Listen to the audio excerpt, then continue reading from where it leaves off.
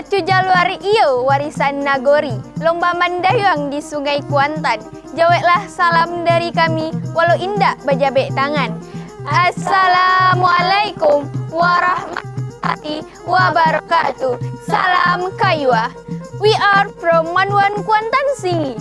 100 intention, we are the champion. Ismahulana an mu'arifakum ala nafsihi. Ismi Elda Juliana Jelita. Wa ismi Marsha Rizky Arab. Wa ismi Aulia Rahmadani. And this is our video. Let's check it out. Dari 1 miliar triliun air lebih dari 70% permukaan bumi, hanya 1% air di bumi yang bisa digunakan untuk memenuhi kebutuhan. Hal ini diperparah dengan adanya perusakan lingkungan yang menyebabkan tercemarnya air. Air Sungai Kuantan di Kabupaten Kuantan Singi salah satunya. Berdasarkan Permenkes nomor 32 tahun 2017 tentang standar baku mutu kesehatan menyebutkan bahwa parameter fisik air hygiene sanitasi adalah kekeruhan 25 NTU, Hg 0,001 mg per liter, dan tidak mengandung E. coli. Sementara air Sungai Kuantan di Kabupaten Kuantan Singi memiliki nilai kekeruhan 139,40 sampai 199,27 NTU, Hg 0,0325 mg per liter, dan mengandung 410 E. coli. Penyebabnya berasal dari aktivitas penambangan emas tanpa izin yang tidak melakukan filtrasi terhadap limbah Hg setelah digunakan. Keterbatasan teknologi membuat stakeholders belum mampu mengolah air Sungai Kuantan menjadi jernih dan bebas Hg. Filtrasi partikel logam berat dengan magnet permanen terhadap Hg juga sangat sulit dilakukan. Hal ini karena Hg adalah satu-satunya logam yang berwujud cair pada suhu ruangan. Hg bersifat diamagnetik, artinya bahan yang tidak dapat ditarik oleh magnet. Maka dari itu, izinkan kami dari MAN1 Kuantan Singi berkontribusi melalui analisis XRD terhadap karbon aktif berbahan limbah kayu karet sebagai adsorben pada air Sungai Kuantan. Rumusan masalah pada penelitian kami adalah: pertama, bagaimana tingkat kekeruhan air Sungai Kuantan sebelum dan setelah perlakuan karbon aktif berbahan limbah kayu karet. Kedua, bagaimana respon karbon aktif sebagai adsorben pada air Sungai Kuantan yang tercemar Hg. Di sini kami menggabungkan beberapa penerapan teori secara bersamaan, yaitu magnet dan adsorpsi. Filtrasi partikel logam berat dengan magnet permanen terhadap Hg sangat sulit dilakukan. Hingga saat ini, hanya karbon aktif dengan penambahan magnetit, yaitu Fe3O4, yang dapat mengikat logam jenis ini. Karbon aktif diartikan sebagai zat karbon yang berwarna hitam dan mempunyai porositas yang tinggi, mempunyai daya adsorpsi yang besar terhadap zat-zat berbahaya. Sedangkan adsorpsi merupakan peristiwa penyerapan bahan dari komponen suatu fluida, cairan maupun gas di daerah antarfase, di mana bahan yang akan dipisahkan terikat di permukaan suatu zat padat. Dari penelitian Akmal tahun 2014 mendapatkan hasil bahwa magnetik Fe3O4 pada serbuk karbon dapat menyerap logam berat Fe dengan persentase berat 6,08% melalui pengujian EDX untuk kehadiran logam setelah diberi perlakuan.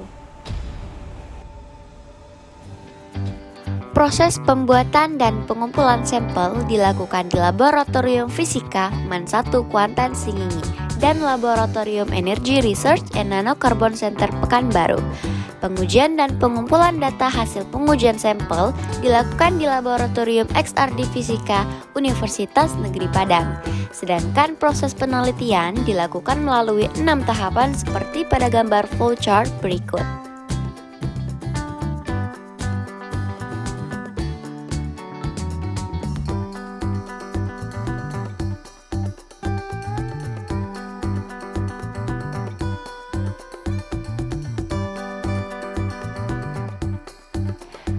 Populasi dari penelitian ini adalah air Sungai Kuantan di Kabupaten Kuantan Singi dengan sampel air sungai di Desa Sawah.